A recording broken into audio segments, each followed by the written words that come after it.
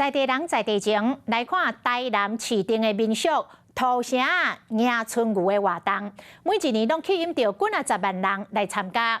每年是40多年第一届，要开放给民众做伙来参与，希望会当达成万人过春牛的目标。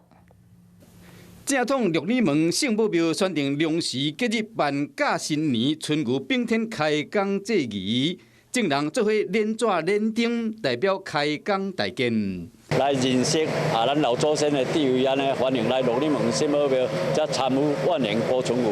为了传承这项迎春牛的文化，今年头一摆伫圣母庙做春牛，传统工艺古纸保存者吴文进，因规定说为圣母庙做23尊的春牛，明年要招1万人做伙做春牛，希望讲用更较有意义的方式传承落去。就是大家拢爱有好的良心，好的想法，好的规划，好的规矩，咱的社会就进步。要做的春牛悬4尺，长8尺，牛尾长1尺2。吴文进表示讲，打算伫10月17进前完成估计，18开始招万人展开过春牛的活动。明年2月17要举行并天入宝的仪式。